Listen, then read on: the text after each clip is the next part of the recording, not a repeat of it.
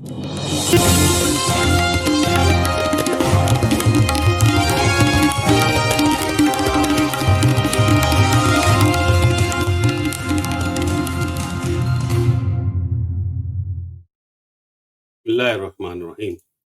अस्सलाम वालेकुम। अंकुलात media group के पाकिस्तान, यूरोप और अमेरिका समेत दुनिया भर की खबरों के हफ्त रोज़ा खबरनामे के साथ मैं हूँ आपका मेज़बान सैयद निज़ामुद्दीन। सबसे पहले हेडलाइंस। वज़ीर आज़म पाकिस्तान इमरान खान और बिल गेट्स में टेलीफोनिक राब्ता। बिल गेट्स ने पाकिस्तान के कोरोना के खिलाफ इक़दामात को सराहा।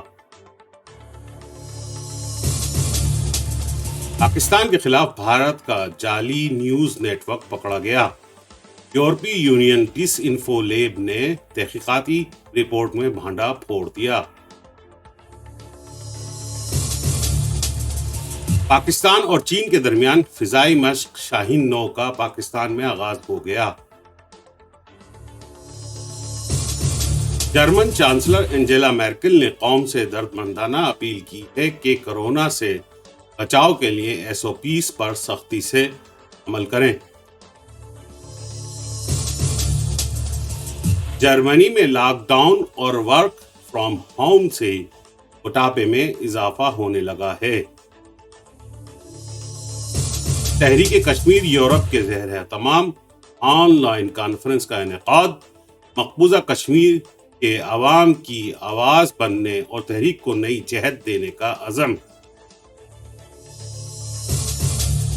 बरतानिया ने एलर्जी से मुतासरा अफराद को कोरोना वैक्सीन से दूर रहने की दरख्वास्त कर दी।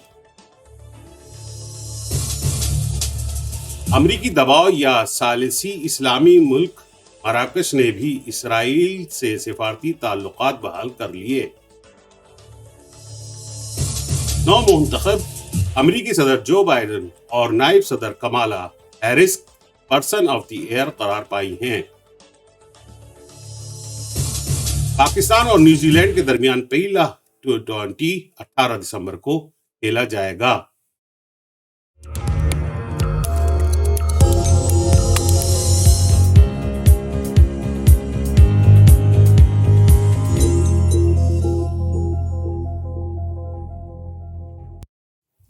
अब खबरें तफसील के साथ।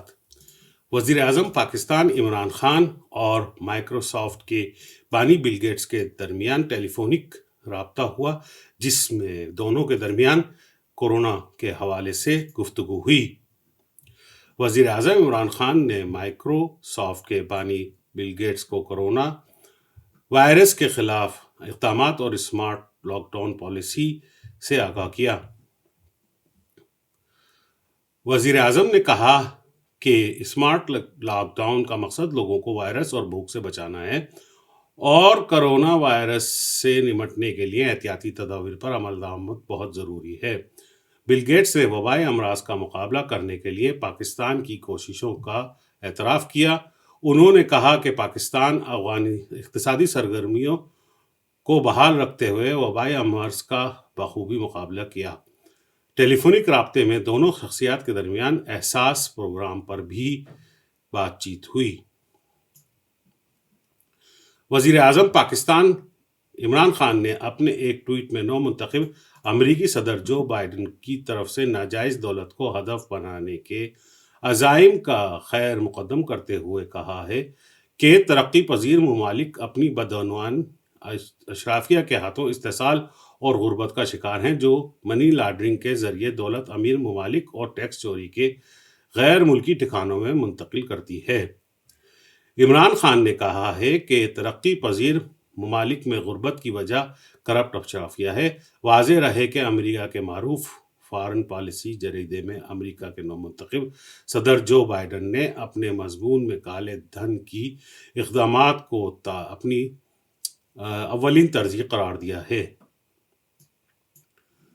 पाकिस्तान के खिलाफ भारत की जानिब से NGOs और जाली न्यूज़ मीडिया वेबसाइट की मदद से जाली न्यूज़ नेटवर्क, प्रोपेगेंडा और हाइब्रिड वार का इंकशाफ हुआ है। یہ انکشاف یورپی یونین میں فیک نیوز کے حوالے سے کام کرنے والے تحقیقاتی ادارے EU ڈس انفو لیب نے کیا۔ تحقیقاتی ادارے کی رپورٹ کے مطابق بھارت کی طرف سے ایک مردہ پروفیسر، کئی غیر فعال تنظیمیں اور 750 جعلی مقامی میڈیا آرگنائزیشنز کو 15 سال سے جاری وسیع عالمی ڈس انفارمیشن منصوبے انڈین مفادات کو فائدہ پہنچانے اور پاکستان کے خلاف پراپیگنڈے کے لیے دوبارہ فعال بنایا گیا ہے۔ ڈس انفو لیب کی تحقیقاتی رپورٹ کے حوالے سے وزارت خارجہ پاکستان میں پریس کانفرنس سے خطاب کرتے ہوئے وزیر خارجہ شاہ محمود قریشی نے کہا کہ بھارت پاکستان کے خلاف ہائبرڈ وار پر عمل پیرا ہے۔ بھارت نے یورپی یونین اور اقوام متحدہ کو ہمیشہ گمراہ کیا اور اس کی اب تحقیقات ہونی چاہیے۔ وزیر اعظم کے معاون خصوصی برائے قومی سلامتی معید یوسف کے ہمراہ پریس کانفرنس سے خطاب کرتے ہوئے وزیر خارجہ شاہ محمود قریشی نے کہا کہ یورپی یونین ڈس انفو لیب نے اپنی حالیہ رپورٹ میں ہندوستان کی پاکستان کو بین الاقوامی سطح پر بدنام کرنے کی گھناؤنی سازش کو بے نقاب کیا ہے۔ حکومت پاکستان میں بڑے پیمانے پر اہم وزارتوں میں بڑی تبدیلیاں کر دی گئی ہیں۔ وزیر اعظم عمران خان کی منظوری کے بعد شیخ رشید سے وفاقی وزیر ریلوے کا قلمدان واپس لے کر انہیں وفاقی وزیر داخلہ بریگیڈیئر ریٹائرڈ افتخار اعجاز کو وفاقی وزیر داخلہ سے وفاقی وزیر انسداد و منشیات، وفاقی وزیر انسداد و منشیات اعظم خان سواتی کو وفاقی وزیر ریلوے کا چارج دے دیا گیا ہے، جبکہ مشیر خزانہ عبدالحفیظ شیخ کو وفاقی وزیر خزانہ کا اعزازی چارج دے دیا گیا اور حکومت نے عبدالحفیظ شیخ کو سینیٹ پاکستان کا ٹکٹ دینے کا بھی فیصلہ کیا ہے۔ پاکستان ڈیموکریٹک موومنٹ PDM کے رہنما بلاول بھٹو زرداری اور مریم نواز نے کہا ہے کہ حکومتی وزراء PDM سے رابطہ کر رہے ہیں، لیکن اب حکومت اور اسٹیبلشمنٹ سے بات نہیں ہوگی کیونکہ بات چیت کا وقت پہلے گزر چکا ہے۔ پیپلز پارٹی کی چیئرمین بلاول بھٹو زرداری نے اپنے وفد کے ہمراہ مسلم لیگ نون کی نائب صدر مریم نواز سے جاتی امراء میں رائے ون میں ملاقات کی۔ ملاقات کے بعد میڈیا سے بات کرتے ہوئے چیئرمین پیپلز پارٹی بلاول بھٹو زرداری نے کہا ہے کہ حتمی تاریخ سے پہلے استعفے میری جیب میں ہوں گے، اب بات چیت کا وقت نہیں، عمران خان صورتحال کا ادراک کریں اور مستعفی ہو جائیں۔ نائب صدر مسلم لیگ نون مریم نواز نے کہا ہے کہ 13 دسمبر جلد سے نہیں فیصلے کا دن ہے، حکومت کو گھر بھیج کر دم لیں گے۔ مریم نواز نے کہا کہ حکومت جاتی نظر آئی تو حکومت کو پارلیمنٹ میں بات چیت یاد آ گئی۔ دوسری جانب PDM میں شریک جماعتوں کے منتخب وفاقی اور صوبائی اسمبلیوں کے نمائندوں نے اپنے اپنے استعفے پارٹی قیادت کو جمع کرا دیے ہیں۔ پاک فضائیہ اور چینی فضائیہ کے مابین مشترکہ ہوائی مشق شاہین 9 پاک کے فضائیہ کے لیے operational air base Bholari air base Thatta میں جاری ہیں۔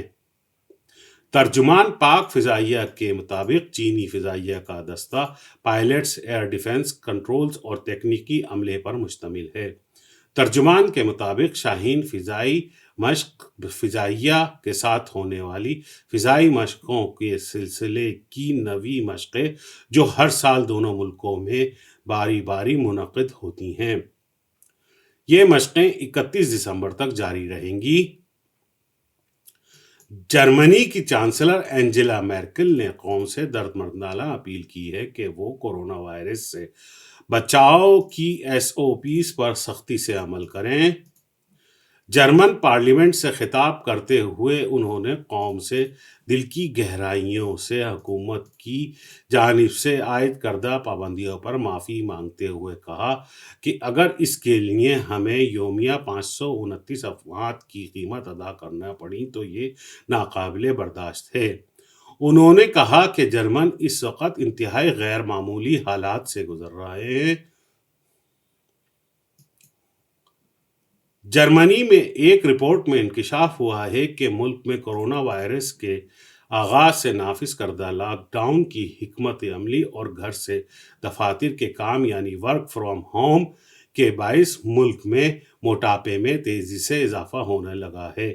جرمنی میں بیماریوں سے متعلق تحقیق کرنے والے ادارے رابرٹ کاخ انسٹی ٹیوٹ کی تحقیقاتی رپورٹ میں بتایا گیا ہے کہ رواں برس اپریل سے اگست تک جرمن شہریوں نے وبائی مرض سے متعلقہ پابندیوں کے نتیجے میں روزانہ کے طرز عمل میں ہونے والی تبدیلیوں اور غیر صحت بخش کھانے سے اوسطاً 1 کلو گرام یعنی 2.2 پاؤنڈ وزن بڑھایا ہے۔ جرمنی میں کرونا وائرس کے خلاف حکومت کی نافذ کردہ لاک ڈاؤن کے خلاف احتجاج کرنے والے مظاہرین کے ایک گروپ کیئرڈینکا کی تحقیقاتی اداروں کی جانب نگرانی شروع کر دی گئی ہے۔ جرمن خبر رساں ادارے کے مطابق جرمنی کی ایک ریاست کا موقف ہے کہ مذکورہ گروپ کے انتہا پسندوں سے رابطے ہیں اور گروپ ملک میں کرونا وائرس کی پابندیوں کے خلاف بڑے پیمانے میں مظاہروں کا انعقاد کا اہتمام کر رہے ہیں، جبکہ اندرونی سلامتی کے ذمہ دار ریاستی دفتر نے مذکورہ گروپ کو انتہا پسندوں سے رابطوں کے شبہ میں آبزرویشن پر رکھ لیا ہے۔ تحریک کشمیر یورپ کے صدر محمد غالب نے کہا ہے کہ بھارتی وزیر اعظم نریندر مودی پر امریکہ اور یورپی یونین کی عائد کی گئی پابندیوں کو برقرار رکھا جائے۔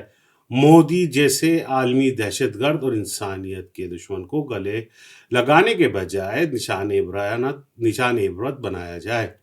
ان خیالات کا اظہار انہوں نے تحریک کشمیر یورپ کی آن لائن منعقدہ کانفرنس سے خطاب کرتے ہوئے کیا۔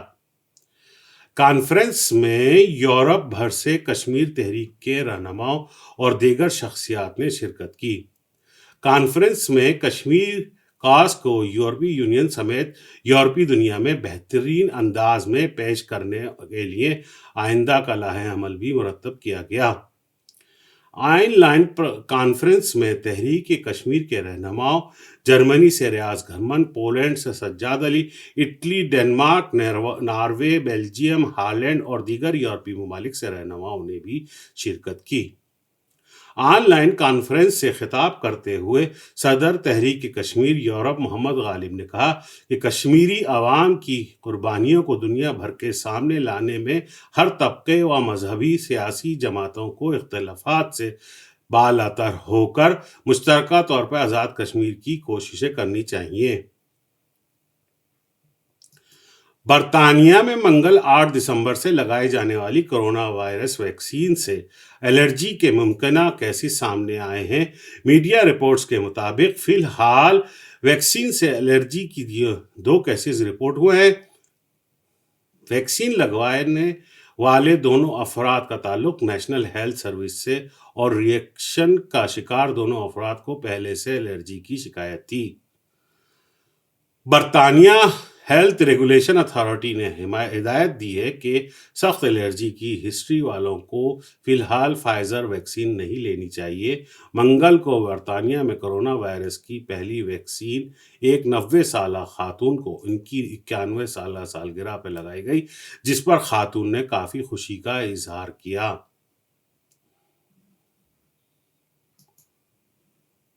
شمالی افریقی ملک مراکش نے اسرائیل کو تسلیم کرتے ہوئے تل ابیب سے سفارتی تعلقات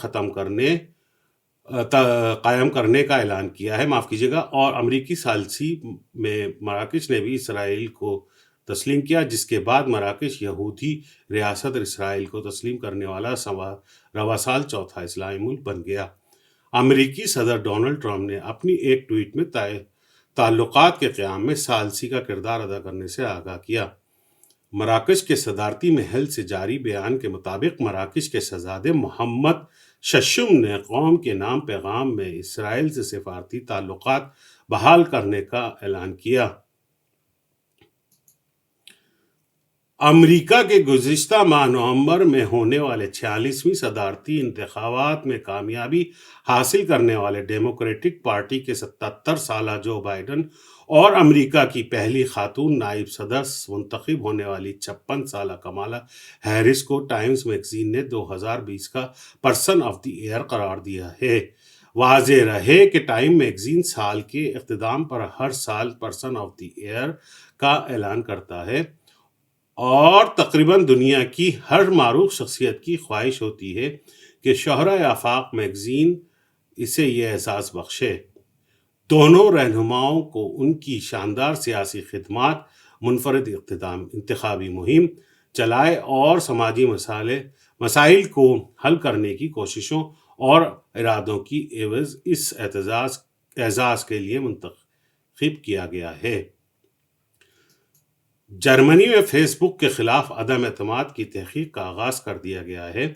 جرمنی کے مسابقتی ریگولیٹر نے فیس بک کی جانب سے صارفین کے لیے وی آر یعنی ورچوئل ریئلٹی آکولس کو فیس بک اکاؤنٹ سے منسلک کرنے کے اقدام کی تحقیقات کا آغاز کر دیا ہے۔ وفاقی کارٹل آفس کے صدر اندرس منڈٹ کے مطابق مستقبل میں وی آر آکولس کا استعمال صرف ان صارف کے لیے ممکن ہونا چاہیے جن کے پاس فیس بک اکاؤنٹ ہو۔ اپنے بیان میں انہوں نے کہا کہ ورچوئل ریئلٹی کی مصنوعات اور سوشل میڈیا نیٹ ورک کو جوڑنے سے فیس بک کی پوزیشن دونوں طرح سے سوشل میڈیا اور ورچوئل ریئلٹی کے استعمال پر اثر انداز ہوگی۔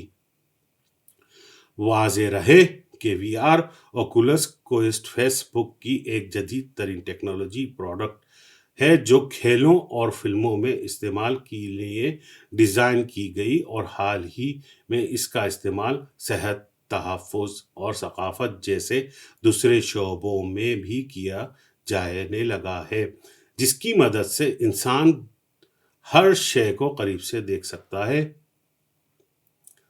جاپان نے اپنی کم ہوتی ہوئی شرح پیدائش میں اضافے کو یقینی بنانے کے لیے کمپیوٹر کی مدد سے جوڑے بنانے جیسی اسکیموں کے لیے فنڈنگ شروع کر دی ہے، جس میں لوگوں کو پارٹنر تلاش کرنے میں مدد دی جائے گی۔ جاپان کی میڈیا رپورٹس کے مطابق جاپان کی کابینہ کے ایک افسر نے بتایا کہ لوگوں کو بہتر جیون ساتھی تلاش کرنے میں مدد کے لیے آرٹیفیشل انٹیلیجنس کی مدد حاصل کرنے کا فیصلہ کیا ہے۔ انہوں نے کہا کہ جاپان وزیر اعظم کی حکومت اگلے مالی سال میں $19 بلین مختص کرنے کا ارادہ رکھتی ہے تاکہ ان مقامی باشندوں کی مدد کی جا سکے جو اپنے رہائشیوں کو پیار تلاش کرنے میں مدد کے لیے پروگرام چلاتے ہیں۔ افسر نے مزید کہا کہ امید ہے کہ اس پروگرام کی مدد سے ملک میں شرح پیدائش میں کمی کو دور کیا جا سکے گا۔ پاکستان اور نیوزی لینڈ کے درمیان 3 ٹی20 سیریز کا پہلا میچ 18 دسمبر کو آکلینڈ میں کھیلا جائے گا۔ ٹی20 میچز کی سیریز کے لیے دونوں ٹیموں کے اسکواڈ کا اعلان کر دیا گیا ہے۔ پاکستان کرکٹ ٹیم کی قیادت بابر اعظم جبکہ نیوزی لینڈ کرکٹ ٹیم کی قیادت میچل سینٹنر کریں گے۔ جنوبی افریقہ کی کرکٹ ٹیم نے پاکستان کے دورے کی رضامندی ظاہر کر دی ہے۔ پاکستان کرکٹ بورڈ کا کہنا ہے کہ جنوبی افریقہ نے 12 سال بعد اپنی کرکٹ ٹیم پاکستان بھیجنے کا اصولی فیصلہ کیا ہے۔ بورڈ کی جانب سے شیڈول بھیجنے میں تاخیر ضرور ہوئی لیکن جنوبی افریقہ کا دورہ پاکستان کے شیڈول کے مطابق ہوگا۔ اس کے ساتھ ہی منقولات کا ہفتہ روزہ خبرنامہ اپنے اختتام کو پہنچا۔ مزید خبروں اور تفصیلات کے لیے وزٹ کیجیے ہماری ویب سائٹ manqulat.com۔ آپ ہمیں فیس بک، ٹویٹر اور انسٹاگرام پر بھی باخبر رہنے کے لیے فالو کر سکتے ہیں۔ ہمارا ایڈریس ہے منقولات۔ آپ ہمیں اپنی قیمتی آراء سے بھی آگاہ کر سکتے ہیں۔ ہمارا ای میل ایڈریس ہے info@manqulat.com۔ اس کے ساتھ اپنے میزبان کو پوری ٹیم کے ساتھ اجازت دیجیے۔ والسلام۔